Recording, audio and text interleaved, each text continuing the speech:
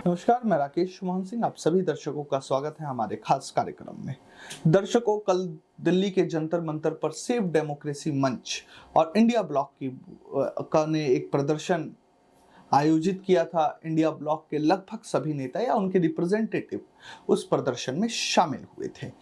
सभी ने अपने अपने दावे किए, वादे किए और उसका जो सारांश ये निकल कर आया कि मोदी सरकार ने जिस रूप में 146 सांसदों का, हालांकि दर्शकों मैं आपको बता दूं कि जो सांसदों का निलंबन है वह लोकसभा सचिवालय करता है स्पीकर की कहने पर, लेकिन उसका प्रस्ताव जो प्रोटोकॉल है, जो रूल बुक कहती है पार्लियामेंट की, कि उसका प्रस्ताव सरकार की तरफ से पेश किया जाता है स्पीकर महोदय की अनुशंसा के बाद। उसके बाद लोकसभा सचिवालय उस पर एक्शन लेता है। यानी कुल मिलाकर इसमें ज्यादा काम स्पीकर का होता है निलंबन पर, क्योंकि स्पीकर वो अथॉरिटी है जिसके ऊपर ये जिम्मेवारी है कि वह संसद का संचालन सही से करे और जिससे कि जो लोकहित के मुद्दे हैं वो ज्यादा से ज्यादा संसद के सामने आ सके, चर्चा हो सके।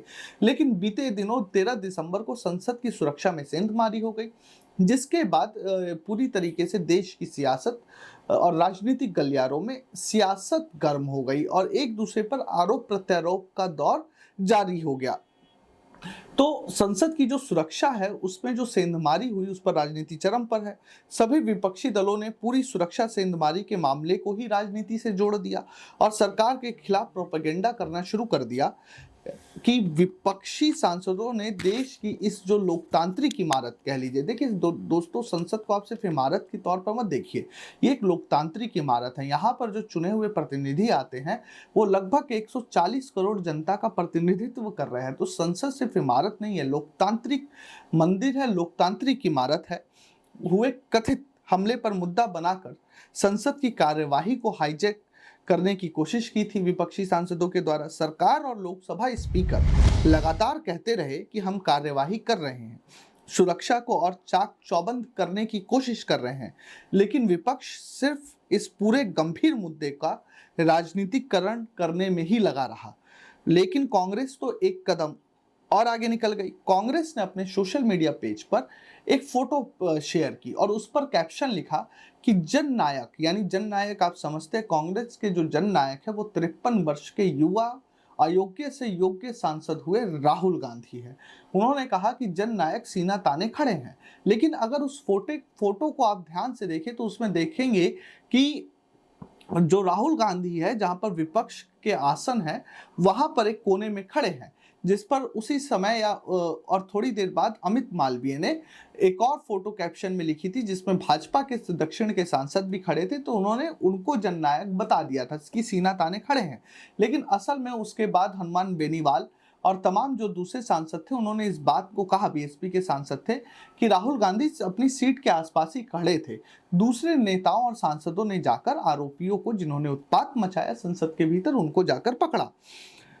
तो कांग्रेस ने इस तरह की फोटो शेयर की, लेकिन भाजपा ने इस पूरे फोटो पर कांग्रेस को ही घेर लिया। और कल भी राहुल गांधी ने संसद सुरक्षा के मामले में भाजपा को घेरने की कोशिश की दिल्ली के जंतर मंतर से, लेकिन कल भी वह खुद ही घिर गए। कैसे, बताते हैं आपको। सबसे पहले आप ये सुनिए कि आखिर राहुल गांधी ने क्या कुछ आरोप लगाए, फिर बताएंगे कि आपको कि भाजपा ने कैसे पलटवार किया। तो कल जंतर मंतर पर जो विपक्षी गठबंधन है, इंडी अलायंस ब्लॉक का प्रदर्शन था सेव डेमोक्रेसी मंच के तहत। कांग्रेस नेता राहुल गांधी ने शुक्रवार को, यानी कल, संसद में हुई सुरक्षा चूक को भाजपा से जोड़ दिया। उन्होंने कहा कि संसद में 2 लोग घुस गए और भाजपा के सांसद वहां से भाग निकले। ये आरोप लगाया उन्होंने। ये लोग खुद को राष्ट्रवादी कहते हैं, लेकिन हमने देखा कि वह लोग कैसे डर गए। राहुल गांधी ने कहा कि वह लोग गैस लेकर संसद में चले आए। दर्शकों, मैं आपको फिर से साफ कर दूं कि जो उन आरोपियों के पास था वो स्मोक सिलेंडर था, बहुत छोटा होता है, जो जूते में आराम से आ गया। वो कोई गैस का सिलेंडर लेके नहीं घुस गए थे। तो उसी बात को आगे बढ़ाते हुए राहुल गांधी ने कहा कि अगर वह गैस का सिलेंडर लेकर आ गए तो कुछ भी ला सकते हैं। ये भी एक अपने आप में हास्यास्पद बात है, क्योंकि कोई बंदूक नहीं ला सकता नई संसद भवन में, या पुरानी संसद भवन की भी सुरक्षा इतनी चाक चौबंद थी। लेकिन वो गैस का सिलेंडर जूतों में रखकर लोग ले आए, छोटा सिलेंडर होता है जिसमें से स्मॉग भारी मात्रा में निकलती है। तो उसी बात को राहुल गांधी ने अपने राजनीतिक एजेंडे के तहत घुमाया और बताया। फिर उन्होंने कहा कि मैंने एक सर्वे भी कराया है और पूरे इस जो गंभीर सुरक्षा सेंधमारी थी, इस पूरे मसले को उन्होंने बेरोजगारी से जोड़ा। उन्होंने कहा कि मैंने एक सर्वे भी कराया, सर्वे में मैंने जानना चाहा कि जो देश का युवा है वह कहाँ अपना समय बिता रहा है। तो उन्होंने कहा कि आप जानकर ये चौंक जाएंगे कि देश का युवा अपने दिन का लगभग 7.5 घंटे ट्विटर, इंस्टाग्राम, इन सब सोशल मीडिया प्लेटफॉर्म्स पर बिता रहा है। हालांकि राहुल गांधी को उस सर्वे का डाटा साझा करना चाहिए। तो इस तरीके से राहुल गांधी ने कल जंतर मंतर से आरोप लगाए।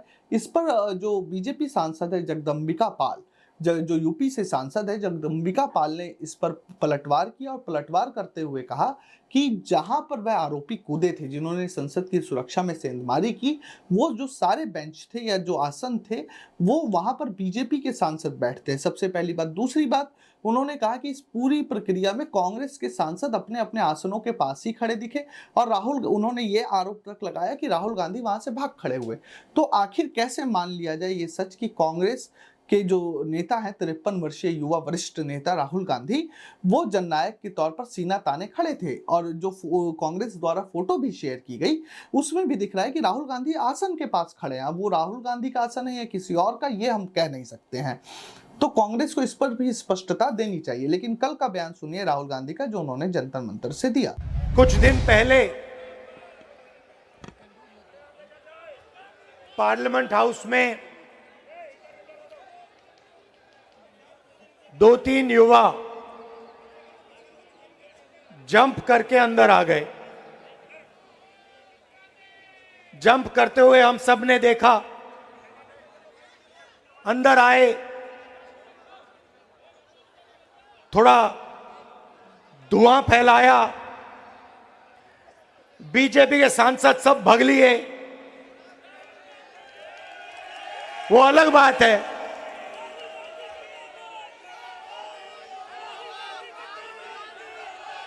वो अलग बात है।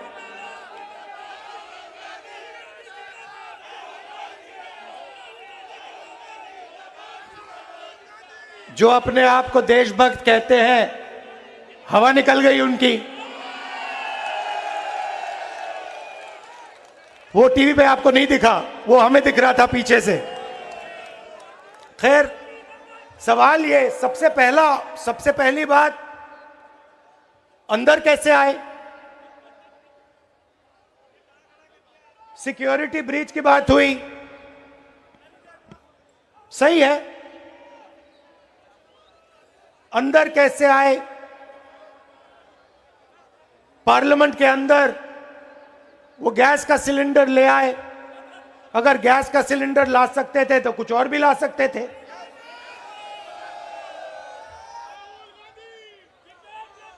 दूसरा सवाल,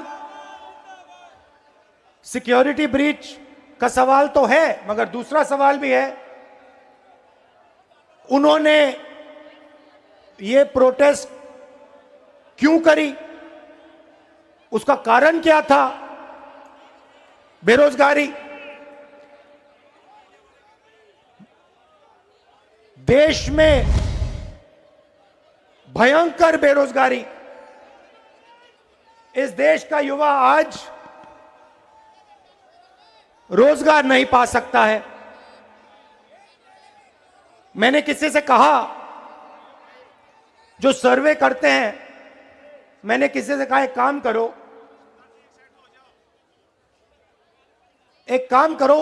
एक छोटा सा सर्वे करो,